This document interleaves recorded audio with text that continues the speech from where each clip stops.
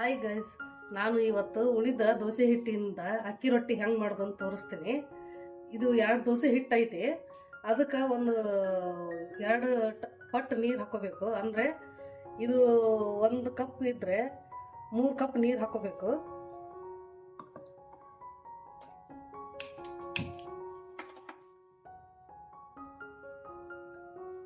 ಈಗ ಇಷ್ಟು ದೋಸೆ ಹಿಟ್ಟಿತ್ತು ಅರ್ಧ, ನಾನು 3 ನೀರು ಹಾಕ್ತೀನಿ. 1 2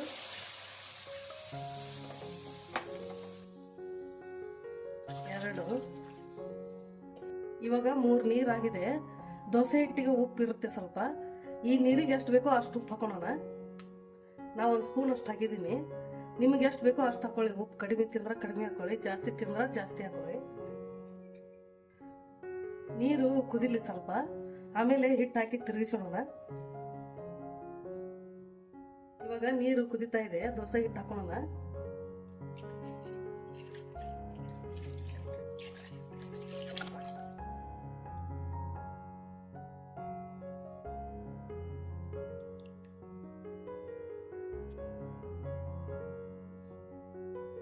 ಇದನ್ನ ಹೀಗತೆ ತಿರುಗಿಸ್ಕೊಂತ ಇರಬೇಕು. ನಿಮ್ಗೆ ಗಟ್ಟಾಗುತ್ತೆ ಅನ್ಸಿದ್ರೆ ಸ್ವಲ್ಪ ಆಯಿಲ್ ಹಾಕೊಳ್ಳಿ. ನಾ ಏನೂ ಹಾಕಿಲ್ಲ ಇದಕ್ಕೆ.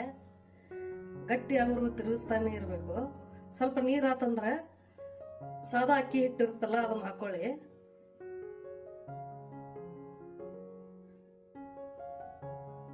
ಜಾಸ್ತಿ ಮಾಡಕ್ಕೂ ಬರ್ತಿದ್ದು ಇದಕ್ಕೆ ಅಕ್ಕಿ ಹಿಟ್ಟು ಹಾಕೊಂಬಿಡಿ. ಜಾಸ್ತಿ ರೊಟ್ಟಿ ಹಾಕವು. ನಾನು ಹಾಕೊಂತೀನಿ, ಲಾಸ್ಟ್ಗೆ ಹಾಕ್ತೀನಿ ಅಕ್ಕಿ ಹಿಟ್ಟು. ಇವಾಗ ಸ್ವಲ್ಪ ಕುದಿಲಿದು.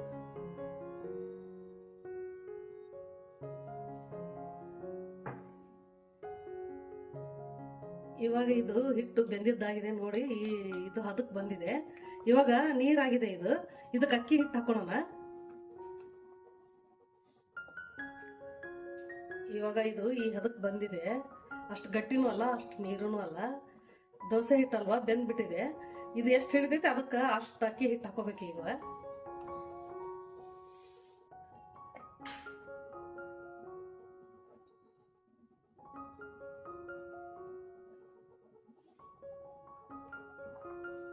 ನಿಧಾನವಾಗಿ ಹಾಕಿ ಹಿಟ್ಟು ನಿಧಾನ ತಿರುಗಿಸಿ. ಗಂಟಾಗಲ್ಲ ಇದು. ಆಮೇಲೆ ಸ್ವಲ್ಪ ನಾದ್ಕೋಬೇಕು.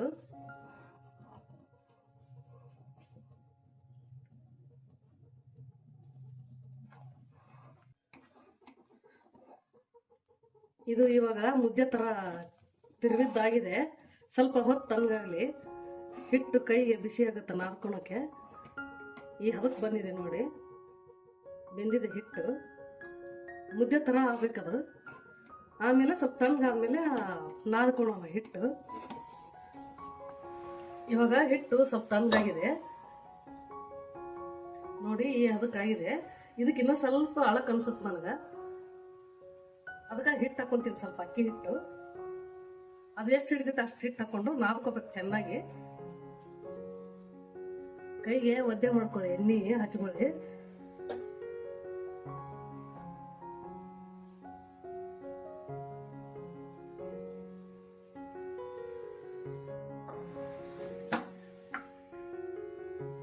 ಕೈಗೆ ಸ್ವಲ್ಪ ಎಣ್ಣೆ ಹಚ್ಕೊಂಡು ಲಾಸ್ಟ್ಗೆ ಈ ರೀತಿ ಮೆತ್ತಗೆ ನಾದ್ಕೊಳ್ಳಿ ಹಿಟ್ಟು. ಇವಾಗ ನೋಡಿ, ಈ ಹದಕ್ಕಿರ್ಬೇಕು ಹಿಟ್ಟು. ಅಷ್ಟು ಗಟ್ಟಿನೂ ಇಲ್ಲ, ಅಷ್ಟು ಅಳಕೂ ಇಲ್ಲ. ನೀವು ಒಬ್ಬರೇ ಇದ್ರಂದ್ರೆ 1 ಕಪ್ ದೋಸೆ ಹಿಟ್ಟಿಗೆ 1 ಕಪ್ ನೀರು ಹಾಕಿ ಗಟ್ಟಿಗೆ ನಾದ್ಕೊಳ್ಳಿ ಹಿಟ್ಟು. ನಾನು ಜಾಸ್ತಿ ಮಾಡಿದ್ದೀನಿ. ಇವಾಗ ರೊಟ್ಟಿ ಹಿಟ್ಟಿನ ಹದಕ್ಕೆ ಬಂದಿದೆ ನೋಡಿ. ಈ ರೀತಿ ಮಾಡ್ಕೋಬೇಕು.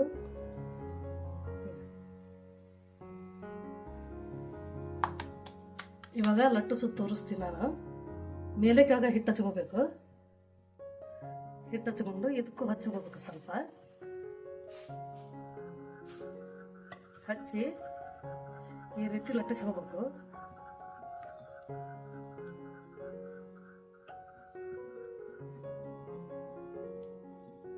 ಹಿಟ್ಟು ಬೆಂದ್ಬಿಟ್ಟಿರುತ್ತೆ.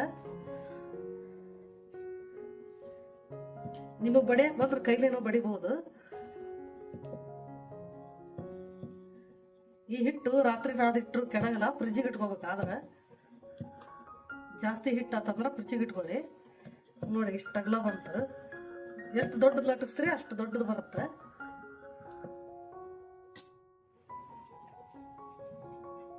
ಇವಾಗ ಹಂಚು ಕಾದಿದೆ, ರೊಟ್ಟಿ ಬೇಯಿಸೋಣ. ನೋಡಿ ಎಷ್ಟು ಚೆನ್ನಾಗಿ ಬಂದಿದೆ ರೊಟ್ಟಿ. ನೀವು ನಾದ್ಕೊಂಡು ಚೆನ್ನಾಗಿ ನಾದ್ಕೋಬೇಕು ಹಿಟ್ಟು. ನಾನು ಎಣ್ಣೆ ಏನು ಹಾಕ್ತಾ ಇಲ್ಲ, ಹಾಗೆ ಲಟ್ಟಿಸ್ತೀನಿ, ಹಾಗೆ ಬೇಯಿಸ್ತಾ ಇದ್ದೀನಿ.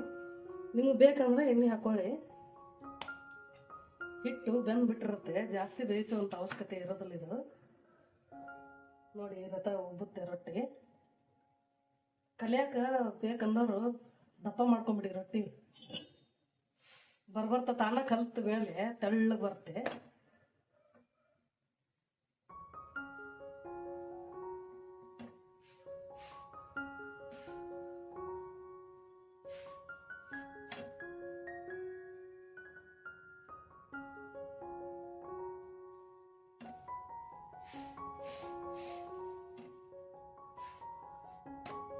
ಇವಾಗ ಅಕ್ಕಿ ರೊಟ್ಟಿ ರೆಡಿ ಆಯಿತು.